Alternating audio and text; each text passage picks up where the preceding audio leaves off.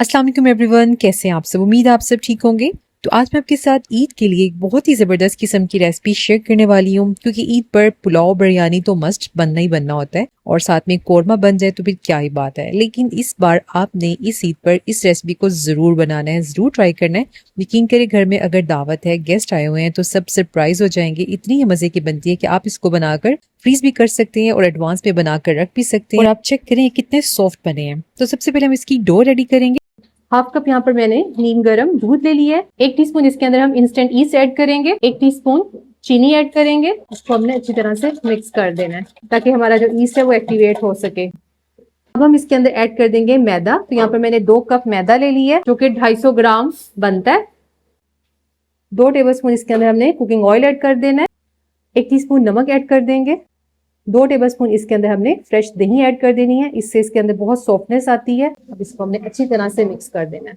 1 से 2 टेबलस्पून के करीब दूध और ऐड करके हमने इसकी एक सॉफ्ट सी डो रेडी कर लेनी है। आप पानी से भी गूंथ सकते हैं, लेकिन दूध से ये बहुत ही जबरदस्त इसकी सॉफ्ट सी डो रेडी होती है। तो यहाँ पर हमने एक सॉफ्ट सी डो रेडी कर ली है और अब इसके ऊपर हमने हल्का सा ऑयल स्प्रे कर देना है और इसको कवर करके हमने 1 घंटे का रेस्ट देना है ताकि डो राइज हो जाए। एक पैन ले लिया है, इसमें हमने ऐड कर देना है 2 से 3 टेबलस्पून के करीब कुकिंग ऑयल। एक मीडियम साइज का प्याज लिया है, इसको हमने बारीक चॉप कर लिया है, ये हम इसमें ऐड कर देंगे। 1 टीस्पून चॉप किया हुआ लहसुन अदरक ऐड कर देंगे और इसको हमने हल्का सा सोते करना है ताकि इसका जो कलर है हल्का सा पिंक हो जाए। तो जैसे ये हल्का सा ट्रांसपेरेंट होंगे तो इसके अंदर हमने ऐड कर देना है कीमा। तो यहाँ पर मैंने बीफ का कीमा ले लिया जो कि 400 ग्राम है। आप बीफ की जगह मटन भी ले सकते हैं, चिकन भी ले सकते हैं, जो आपको पसंद हो आप उस हिसाब से इसके अंदर ऐड कर सकते हैं।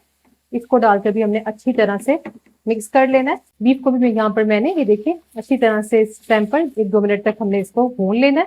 और अब हमने इसके अंदर 2 मीडियम साइज के टमाटर ले लिए हैं, इनका पेस्ट बना के हमने ऐड कर देना है। साथ में इसके अंदर हमने कुछ स्पाइसेस ऐड कर देने हैं। तो 1/2 टीस्पून नमक, 1/2 टीस्पून जीरा पाउडर ऐड कर देंगे, 1/2 टीस्पून ही मैं इसके अंदर धनिया पाउडर ऐड कर रही हूँ, 1 टीस्पून लाल कुटी हुई मिर्चें, 1/2 टीस्पून इसके अंदर लाल मिर्च पाउडर ऐड करेंगे। नमक मिर्चें जो है वो आप अपने टेस्ट के अकॉर्डिंग कम या ज्यादा कर सकते हैं। इसको डालकर हमने अच्छी तरह से मिक्स कर देना है। अब हमने इसको कवर करके कुक करना है ताकि हमारा जो कीमा अच्छे से गल जाए। फ्लेम को मैंने नीचे लो कर दिया और लो हीट पर हमने इसको तकरीबन 10 मिनट तक कुक करेंगे। जी यहाँ पर 10 मिनट हो चुके हैं, 10 से 12 मिनट इसको पकते हुए। तो ये देखें जी हमारा यहाँ पर जो कीमा है अच्छे से कुक हो चुका है।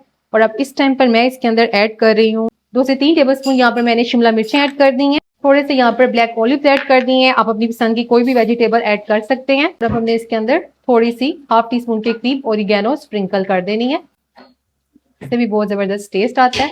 बस अब हमने नीचे से फ्लेम को ऑफ कर देना है और इसकी हल्की सी मिक्सिंग कर देनी है। और ये देखें जी जबरदस्त सी हमारी स्टफिंग बनकर तैयार हो जाएगी। अब हमने इसको रख देना है एक साइड पर ठंडा होने के लिए। ये देखिए जी यहाँ पर 1 घंटा हो चुके हैं और अल्हम्दुलिल्लाह डो हमारी परफेक्टली डन है। और जस्ट हमने इसको हल्का सा पंच लगाना है ताकि इसके अंदर एक्स्ट्रा एयर है वो खत्म हो जाए। और अब हम इसे काउंटर शेल्फ पे ले आएंगे। इसको हमने इस तरह से रोल कर लेना है। अब हमने इसकी कटिंग कर लेनी है, इक्वल पीसेस में हम इसको काट लेंगे। मैं इसको 6 इक्वल पीसेस में डिवाइड कर रही हूँ, आप छोटे बड़े अपने हिसाब से भी इसको रख सकते हैं। इसके हमने राउंड पेड़े से बना लेने हैं।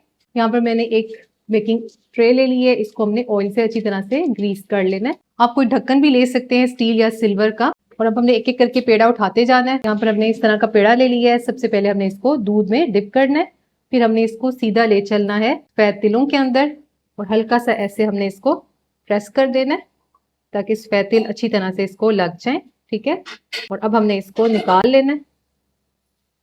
बेकिंग ट्रे में हमने इसको रखते जाना है। इस तरह से हमने थोड़े थोड़े से फासले से इनको रखते जाना है। इस तरह से ये 6 के 6 हमने बनाकर रेडी कर लिए हैं।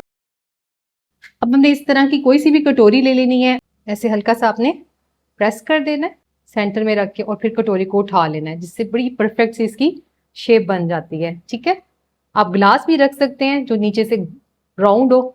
एक दफा जब हम प्रेस करते हैं ना तो उसके बाद ये दोबारा फिर से अपनी वापस उसी शेप में आना स्टार्ट कर देते हैं, लेकिन आपने दोबारा से फिर इस तरह से जब करेंगे तो इसकी बहुत परफेक्ट सी शेप बन जाती है। ठीक है, इस तरह से सेंटर में हमने इसकी लाजमी शेप बनानी है ताकि जबरदस्त किस्म की हम इसके अंदर स्टफिंग कर सकें। ये देखें, बस हल्का सा इसको प्रेस करना है और निकाल लेना है। और यहाँ पर मैंने अंडे की जर्दी ले ली है, इसको हल्का सा बीट कर लिया है और अब हमने यहाँ पे इसकी साइड्स पर लगा देनी है ताकि इसको खूबसूरत सा कलर आ सके। साइड्स पर भी लगा देंगे। आपको अगर अंडे की सफेदी या जर्दी नहीं लगानी है तो आप इसके अंदर दूध भी लगा सकते हैं। साइड्स पर लगाएंगे ताकि बेक करते वक्त खूबसूरत सा कलर आ सके। और अच्छा, ये पहले मैं इसलिए लगा रही हूँ ताकि जब स्टफिंग करते हैं ना तो फिर इसको ऊपर लगाना थोड़ा मुश्किल हो जाता है, पहले लगा लेंगे तो ज़रा आसानी के साथ अच्छे से कॉर्नर्स पर लग जाता है। सबसे पहले हमने इसके अंदर थोड़ी सी चीज़ स्टफ करनी है। मैं यहाँ पर ऐड कर रही हूँ मोज़रेला चीज़, ठीक है। अब इसके सेंटर में हमने स्टफिंग रख देनी है। आप इसके अंदर चिकन की भी रख सकते हैं, ज़रूरी नहीं है आपने कीमे की ही रखनी हो, लेकिन ये बहुत मज़े की बनती है। एक बार ट्राई करेंगे, आपको यकीनन बहुत पसंद आएगी। 1 से 2 टेबलस्पून के करीब इसके अंदर हमने इसको स्टफ कर देना है। तो सेम इसी तरीके से हमने बाकी के जो ये ब्रेड है इनके अंदर भी स्टफिंग करते जाना है और आप 1 से 2 टेबलस्पून या 1.5 से 2 टेबलस्पून इसके अंदर ये स्टफिंग ऐड करिएगा, जिससे ये बहुत ही मज़े की लगती हैं।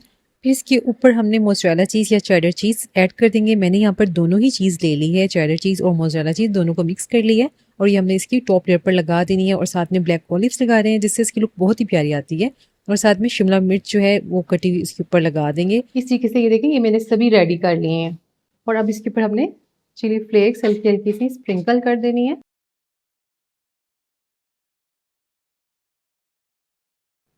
हल्की सी ओरिगेनो भी स्प्रिंकल कर देंगे।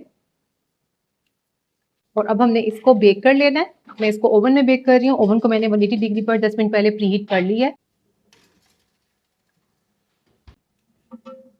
जी, यहाँ पर इसको बेक करते हुए मुझे 15 मिनट हो चुके हैं और आप चेक करें कितना खूबसूरत सा इसको कलर आ चुका है। और अब हमने इसको निकाल लेना है।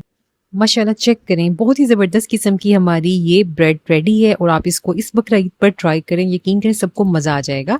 इसका कलर बहुत ही प्यारा आया है। आप इसको विदाउट ओवन भी पतीले में बेक कर सकते हैं और पतीले में बेक करने का मैं कई बार तरीका बता चुकी हूँ।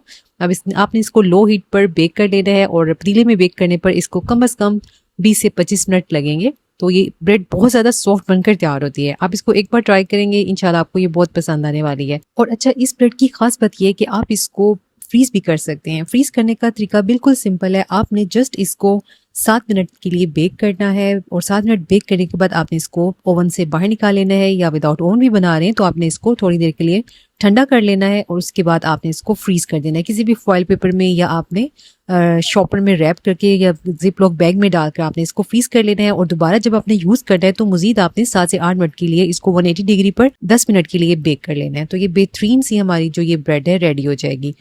और आप चेक करें, ये देखें कितनी ज़बरदस्त ये सॉफ्ट बनकर तैयार हुई है। तो एक बार जरूर ट्राई करेगा। इसी के साथ ही इजाज़त दीजिए, इंशाल्लाह फिर मिलते हैं नए वीडियो में नई रेसिपी के साथ। अपना बहुत सारा ख्याल रखिएगा, दुआ में याद रखिएगा। अल्लाह हाफिज़।